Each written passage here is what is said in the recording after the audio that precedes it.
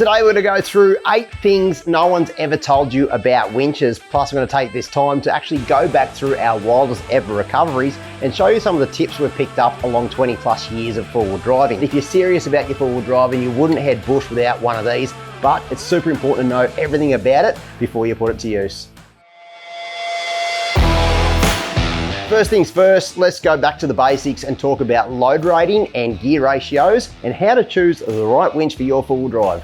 When it comes to load ratings on winches, if you've ever done any homework, you would notice there's a huge disparity between some of the smaller winches and the really big winches. When you're trying to choose the right load rating on a winch for your particular vehicle, don't just be concerned about what your vehicle weighs. Now, a typical four-wheel drive, let's call it 2.5 to 3 tonne of weight. So a 6,000 pound winch isn't really going to cut it, because the more stuck you become, the more load it puts on everything. It's not just the weight of your vehicle, but also the load of being stuck as well. One of the biggest mistakes people normally make when choosing a winch for their vehicle is being under the assumption that bigger is always better. Now, here we have an 11 Expedition. It's rated to 11,000 pounds. Here we have a 13 Expedition, of course, which is rated to 13,000 pounds. Believe it or not, both motors in these winches are exactly the same. They both are 6.7 horsepower at 12 volt. Now, the reason why this one is rated at 13,000 pounds and this one only 11 is got to do with the gear ratios. This winch has a ratio of 191 to 1, while this winch has a ratio of 228 to 1. A gear ratio is a number of times the motor turns in order for the drum to turn once. The higher the ratio, the slower the winch will turn, but the more torque it has. And of course, the lower the ratio, the faster the winch will turn, but it'll have less torque. For all your bigger vehicles, from your dual cab utes right up to your family wagons, something like this 11 Expedition is going to be absolutely perfect. In fact, this one is going in the front of Sooty. If you've got a really lightweight vehicle like a little Suzuki Sierra or a TJ Wrangler, a really short wheelbase vehicle, then maybe a little 9,000 pound winch is going to be best suited for you. Then you go into your 13,000 pound winches, something like my big 200, which weighs 4 tonne, a Ram or a bigger vehicle like that could do with a 13,000 pound winch. So when you find yourself in a spot where you're trying to choose a winch for your vehicle, don't be under the assumption that bigger is always better. If you've got something like a dual cab ute that, you know, only weighs 2.5 tonne, but you're thinking, heck, I might go with a bigger and more powerful winch. Well, you don't really need it. In fact, I'd go for something like this 11 Expedition, which is a lot faster winch than the 13 Expedition, yet still has the load rating for your vehicle. And I'd only go to the 13 Expedition when I had a really heavy vehicle and I really needed that load rating. When it comes to installing your winch inside the bull bar of your vehicle, you've got to pay special attention to which way the line spools onto the drum, because it's essential that the line always spools from the bottom of the drum. Now, with these Runva Expeditions, it's very easy, very straightforward, because it can only really go in one way. It's even got a little diagram at the top here that shows the cable direction. So this would be the way you'd install it in your vehicle. Now, keep in mind that some winches mount to the bottom of the bar, others have a plate on the front, and they actually mount like this, but no matter which way it does get mounted, as long as that cable is at the bottom of the drum, it's going to work the absolute best. The reason why it's so important to mount your winch the right way is because obviously the winch runs a heck of a lot more efficiently. The brake systems are actually designed to have that rope spool on from the bottom of the spool. It also means that the winch has the most leverage and power with this rope running underneath the drum.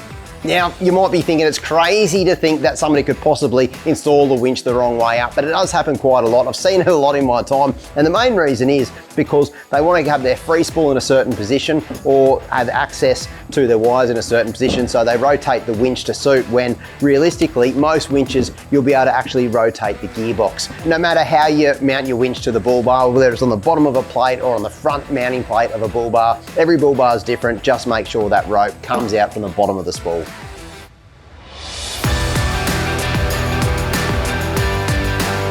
So first things first, which battery should you be able to winch from? Your start battery or your auxiliary battery? Now the answer is your start battery, because your start battery is typically a lead acid battery and it'll have higher cold cranking amps than say an AGM or what you typically use for an auxiliary battery. So Runva recommends using a battery of at least 750 cold cranking amps or CCA. The other reason why you want to run your winch from your start battery, so you can get a lot of charge back to your battery from your alternator. See, most alternators will charge between 100 to say 160 amps straight back into that battery. Now, believe it or not, your winch will actually draw anywhere between 100 and 450 amps while you're using it. Now, under max load on a winch, 450 amps is going to draw. So you're going to have to take some precautions. You must install an isolator. Now, I've got an isolator on the Dirty 30 right here, so I can turn the winch on or off. Now, when you run an isolator, it's important to run it as close as possible to the battery. So you have the minimum amount of cable from your battery to the isolator that is unfused essentially. Now, if you remember back to a Coffs Harbour episode that I did in an old sooty, I had an engine bay fire. Now, we were lucky to control that fire quite quickly before it burnt down the whole vehicle, but that was actually caused from a loose terminal at the back of the control box of the winch. So that actually moved around a fair bit, one of the connections. It got so hot that it actually started a fire. And if you can't isolate that, there's nothing you can do other than watch your pride and joy burn to the ground. The reality is, when you're playing with cable this thick, that those sort of things are very likely if you get it wrong. So when you're trying to install the winch into your vehicle, just make sure that you put your isolator as close to the start battery as possible. Righto, it's competition time and I've got a winch to give away. If you win, you can choose either one of these 11 or a 13 Expedition Runva winch. Now, this is the brand new winch to come out of the Runva stable. Now, Runva's always been known for its performance and reliability. These winches are no different. They also come with a double braided line with a protective sheath. This rope is absolutely awesome. Now, check this out, you're gonna love this feature. It's got one of these brand new fair leads, but the hook that goes on the front of the winch actually recesses nice and flush in there. So it's a really trendy look for your vehicle. You'll also notice there's a new designed control box, which is a lot tougher and more bush-proof than the older models. And in my opinion, looks pretty neat. Now, you're gonna love this one. This is a wireless controller, but get this, it's also USB rechargeable. So now to win, it's super simple. I'm gonna make it easy for you guys. All you need to do is make sure you hit the subscribe button and let us know in the comments below, why would you like a new winch for your vehicle? When it comes to winching, there's a couple of different ways you can control the winch. Now, the first one is the most traditional method, and that is the wired controller. Basically, this plugs straight into your control box. You can winch in and out, and it's a fail-safe method. I always keep one of these in the vehicle.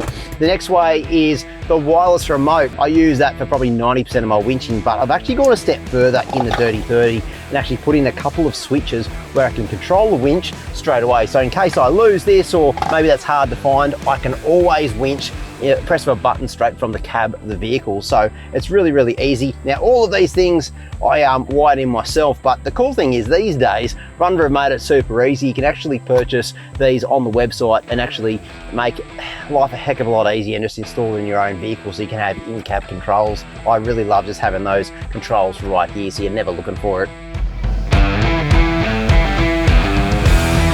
Let's talk about the different types of material used in winch ropes these days. Now, there's two real main types. There's the traditional metal cable, or there's synthetic ropes. Now, steel cables, people love them because they were super strong, and you'd expect so with a good old cable about this round that you had to drag and lug up a hill. The problem, of course, very heavy. They add a lot of weight to the front of the vehicle. Not to mention, if you're the guy with the winch that had to get to that tree right on the top of that big rock step, you'd have to lug that cable up, and it was really hard work. As technology improved, you see basically every winch these days has some form of synthetic rope.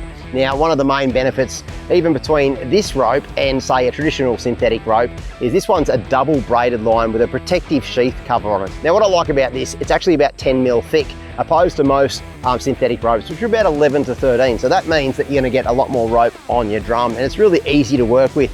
You know, this weighs absolutely nothing, yet has the same strength as your traditional style winch ropes. Get into the habit of actually using your winch every 4 to 6 weeks. Now, not all of us get stuck as much as me, nor does everyone go forward driving every single weekend and get to use their winch. Now, if that sounds like you can still use your winch at home. Now, I'm going to demonstrate a really good thing to do. Basically, just taking all your winch rope out and putting it back on the drum. Just keeping all the moving parts of that winch moving on a regular basis is going to be the best way to keep that winch in good, healthy order. I've got about 25 meters of winch rope connected to a tree with a tree trunk protector. Now, the vehicle's in neutral. I've got it running because, as you know, winches draw a lot of power, so it's important to have your vehicle running every time you're winching. And then, of course, all you need to do is winch in under tension and use your hand to guide that rope nice and evenly on the spool. And at the end of this process, you're going to get that winch moving, you're going to keep the maintenance up on it, and at the same time, get your rope nice and evenly spread under tension on the drum. So next time you go to use your winch, it's going to be in tip-top condition. that's a good little tip you can do to preserve the life of your winch and get a lot more out of it. So another thing you can do as well, if you are out in the weekend, you're getting the winch real dirty and stuff like that, give it a good hose as well and wash the winch and the rope down, clean the rope in a bucket of soapy water. And another good thing, probably every 6 months or so, is go and put a bit of terminal protector on all the terminals, clean them all up and make sure your contacts are mint. Now's the bit you've been waiting for. We're going to go back through some of our wildest ever recoveries and pick some of the best moments and actually go through in detail what we did and why. So straight away you can see the D-Max has gone down in some really deep, it's actually tidal clay. So it's straight down to the chassis rails, and by looking around it's on a big open salt pan, so there's nothing to winch off for miles. Sometimes of course the decision needs to be made to pull the vehicle backwards rather than forwards, and that's a question you'll find yourself in out in the bush many times. Do I go continue forward or should I get myself backwards? In this particular case, there was way too much load on all the recovery gear to make it a safe winch, so that's why we opted to actually pull the vehicle back and try a different route. The next video I want to show you guys is a very deep water crossing. It's actually the Durack River in the Kimberley. Now this is early in the wet season, the water is really, really high and fast flowing, and I want to talk about preparation before you actually enter an obstacle.